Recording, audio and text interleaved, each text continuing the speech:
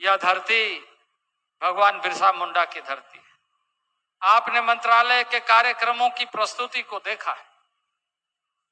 महिलाएं सशक्त हो, इस सरकार की मंशा है। बेटी पढ़ाओ बेटी बढ़ाओ का मूल मंत्र के साथ यह सरकार लगातार कार्य कर रही है और इसी के माध्यम से कैसे रोजगार उन्मुखी कार्यक्रमों को अधिक से अधिक जोड़ा जाए, सभी राज्य सरकारों के साथ मिलकर पूरे देश भर में, खास करके दूर क्षेत्रों में, चाहे वो ऐसे जनजाति वर्ग के हों या कुछ उन क्षेत्रों में रहने वाले सामान्य वर्ग के महिलाएं माताएं हों, सबको लेकर कैसे हम एक अर्थव्यवस्था में जुड़कर उनके उन्नति प्रशस्त करें और इस बात को सुनिश्चित करें कि स्वास्थ्य में, शिक्षा में, रोजगार में और उनके जीवन यापन में लगातार बढ़ोतरी हो रही है। लेकिन मैं इस अवसर पर उस प्रस्तुति के बाद कुछ बातें कहना चाहता हूं। यह धरती भगवान बिरसा मुंडा की धरती है। यह धरती लैंड ऑफ बिरसा मुंडा है। भगवान बिरसा मुंडा की इस धरती का कुछ ऐतिहासिक तथ्यों का जिक्र करते हुए इस अभियान को एक नई कड़ी के साथ जोड़ने का जो प्रयत्न हो रहा है, वह न केवल इस क्षेत्र में, इस धरती से, बल्कि पूरे देश में एक नए तरीके से आंदोलन का रूप लेगा। भगवान बिरसा मुंडा के आंदोलन के बाद इस क्षेत्र में कॉलोनियल रूल के समय में, अंग्रेजों के शासन के समय में बाध्य होना पड़ा कि यहाँ के लोगों को उनके मौलिक बातों को ध्यान में रखकर कानून ऐसे बनाना चाहिए जिससे कि वो सुरक्षित, संरक्षित, संवर्धन और उनका जो जीवन पद्धति है, सांस्कृतिक विरासत है, वो बरकरार रहे। और इसलिए CNT एक्ट जिसे हम देखते हैं, छोटानागपुर काश्तकारी अधिनियम, टेनेंसी एक्ट, उसके माध्यम से इस क्षेत्र के भूमि को विशेष तौर से, आपको यह जानकर खुशी होगी कि आज हम इस क्षेत्र के, इस जिला के 254 गांव को हमने आदि आदर्श ग्राम बनाने की योजना में सम्मिलित किया है। और आपको यह जानकर अत्यंत और प्रसन्नता होगी कि इसके ऐतिहासिक तथ्य क्या है। बिरसा मुंडा जी के आंदोलन के बाद में 256 गांव, जिसको खुटकट्टीदार गांव कहते हैं, खुटकट्टीदार गांव जो एक CNT एक्ट के माध्यम से एक विशेष प्रावधानित भूमि के रूप में चिन्हित किया गया है। इसके साथ साथ ही खुटकट्टी रैयतदार के साथ साथ ब्रोकन खुटकट्टी राइट्स, जिसमें 500 गांव हैं और इसका जो क्षेत्रफल है वो लगभग 153.7 वर्ग मील है। इस क्षेत्र के लिए जो प्रावधान है, उस प्रावधान को ये कहते हुए, जब जमींदारी भेस्ट हुई आजादी के बाद में 1950 में, उस समय में इस बात को सुनिश्चित करते हुए तत्कालीन सरकार ने आजादी के समय में यह सुनिश्चित किया कि जमींदारी भेस्ट हो रहा है, लेकिन BLR एक्ट के तहत जो सेक्शन 2Q3 है, उसके माध्यम से मुंडारी खुटकाटीदारी लैंड वेस्ट नहीं होगा। उसमें लिखा गया है का शेयर इन और of tenure but does not include a Mundari Khuntkattidar tenancy within the meaning of the Chotanagpur tenancy act 1908, जिसका उद्देश्य यह है कि यह खेवट के माध्यम से, यह रैयती खतियान खाताधारी एक और खेवट के माध्यम से दूसरा प्रबंधन की व्यवस्था है। और इन सारी चीजों को मैं इसलिए दोहराना चाहता हूं कि देश में भारत सरकार ने इस समय फॉरेस्ट राइट एक्ट के माध्यम से इस देश में समस्त गांवों को, उनके क्षेत्र में रहने वाले जो वन का क्षेत्र है, उसका प्रबंधन की जिम्मेदारी, उनके संरक्षण की जिम्मेदारी और उन सारे चीजों को, उनके जीवन पद्धति के साथ जो अनुराश्रय संबंध है, उस संबंध को बरकरार रखते हुए किस तरीके से वो बरकरार रख सके, यह सुनिश्चित करने के लिए आज मैं इस अवसर पर निश्चित रूप से कहूंगा कि जो कानून अंग्रेजों के समय में बनाए गए, उस कानून को फॉरेस्ट राइट एक्ट के माध्यम से पुनः संरक्षित करने का उद्देश्य देश भर में लागू करने का भारत के पार्लियामेंट ने महामहिम राष्ट्रपति के माध्यम से प्रारंभ किया। आज पूरे देश में एफआरए का कानून लागू है, जिसके माध्यम से यह सुनिश्चित करना है कि जो गांव में रहने वाले ग्राम प्रधान है और गांव की महिलाएं पुरुष जो भी हो, वो पूरे जंगल के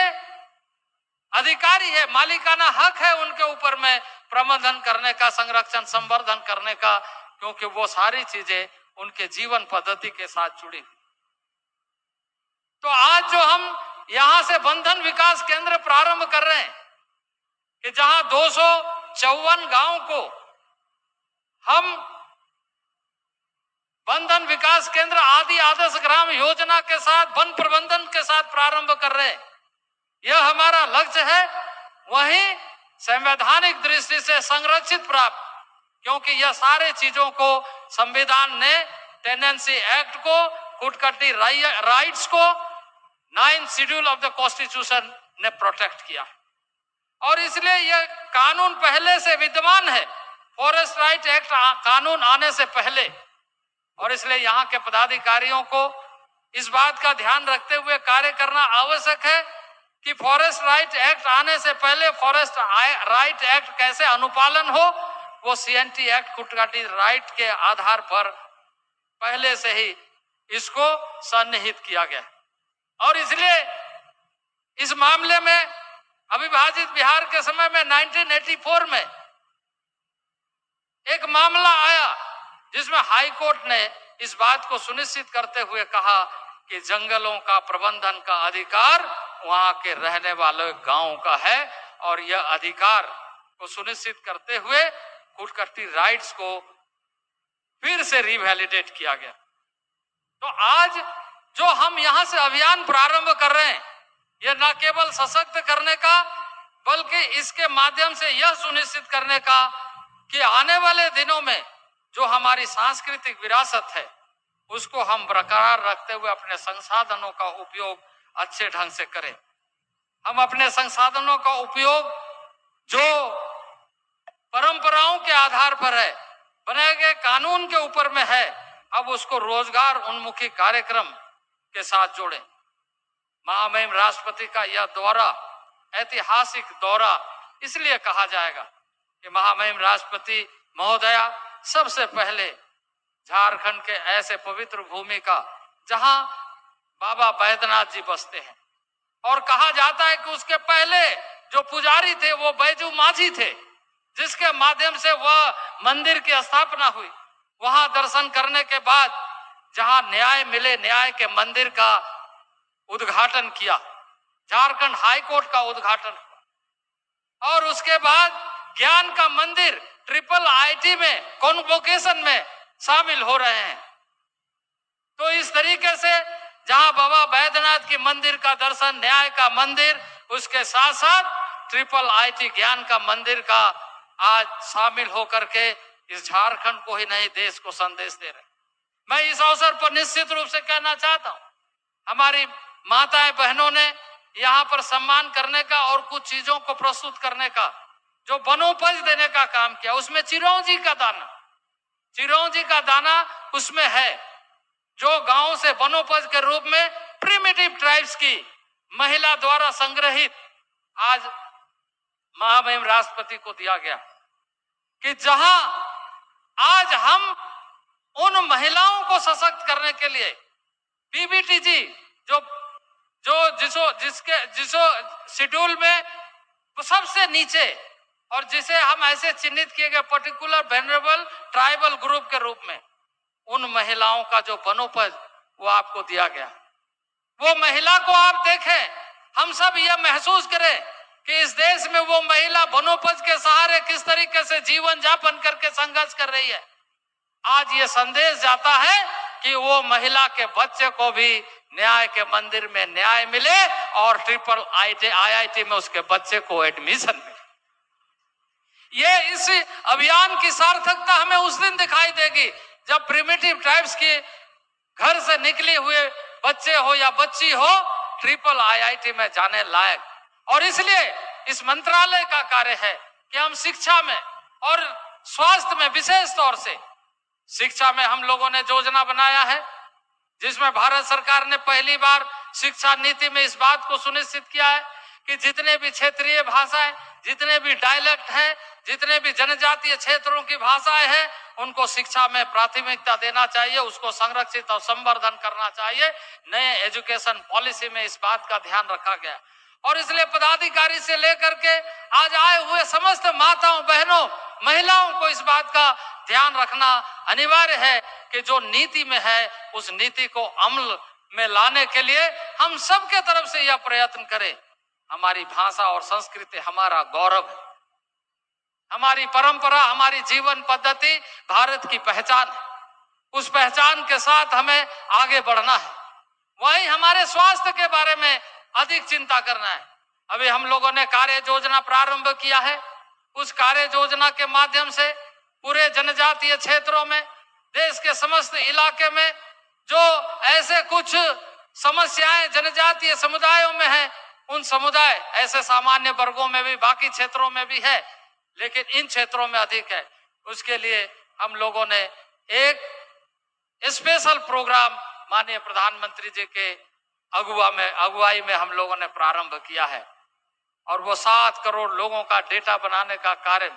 इसी खूंटी के धरती पर यहाँ के जिला प्रशासन ने ये सारे व्यवस्था के साथ, राज्य सरकार के साथ मिलकर 1 लाख से अधिक लोगों का जांच करने का कार्यक्रम यहाँ सफल हुआ। इसी तरीके से खूंटी के धरती से प्रारंभ होकर तमाम जिलों में और देश के अन्य हिस्सों में भी यह कार्यक्रम अभियान का रूप ले रहा है ताकि हम उसके हेल्थ प्रोफाइल को और आने वाले बीमारियों से सतर्क कर सके। जहां आयुष्मान भारत के माध्यम से स्वास्थ्य की सुविधा मिले, यह देश भर के लिए अभियान चल रहा है, वहीं जनजातीय क्षेत्र में स्वास्थ्य के लिए विशेष चिंता इस अभियान के माध्यम से किया जा रहा है। शिक्षा के लिए जैसे मैंने कहा, उसी तरीके से इस राज्य में लगभग 69 से 70 नए स्कूल दिए गए हैं एकलव्य मॉडल रेसिडेंशियल स्कूल के रूप में, और इस क्षेत्र में सभी ब्लॉक स्तर पर वो स्कूल निर्माण किया जा रहा है। उसके माध्यम से नए लगभग 32,000 से अधिक बच्चों का नामांकन होगा। यह जल्दी से जल्दी बने। राज्य सरकार के माध्यम से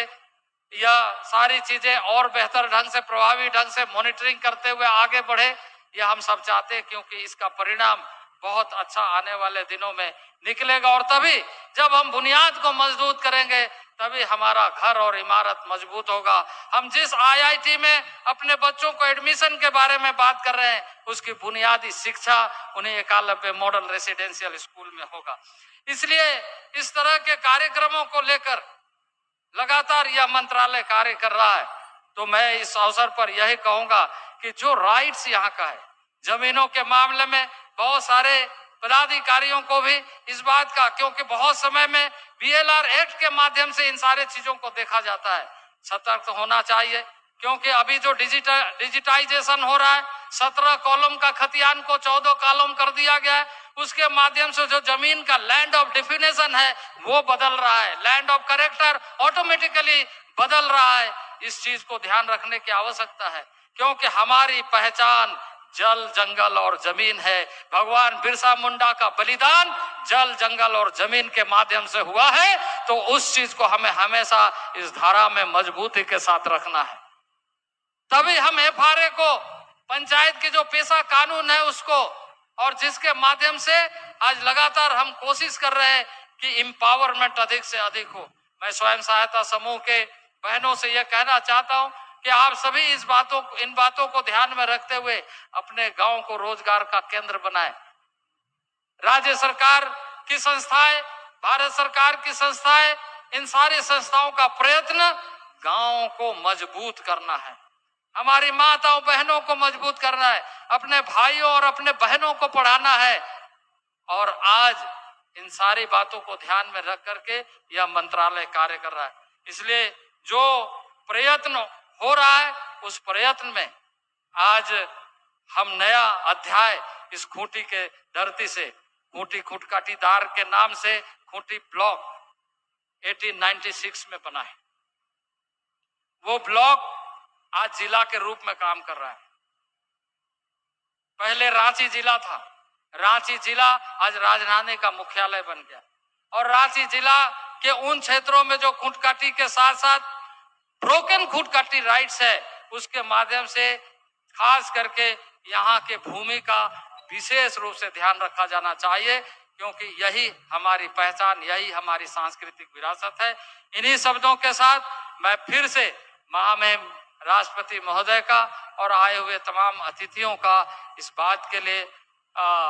अभिनंदन के साथ आभार व्यक्त करूंगा कि आज महिलाएं यहाँ से आपके इस कार्यक्रम से प्रेरणा लेकर जाएंगे कि भगवान बिरसा मुंडा की धरती को सजाने संवारने की जिम्मेदारी अब हम खुद संभालेंगे। अपने परिवार के साथ राष्ट्र में अपने कृति से योगदान देंगे। इन्हीं शब्दों के साथ मैं अपने माताओं बहनों की तरफ से अपने यहाँ पधारे महामहिम राष्ट्रपति महोदय का पुनः आभार व्यक्त करता हूँ। बोलिए भारत माता की,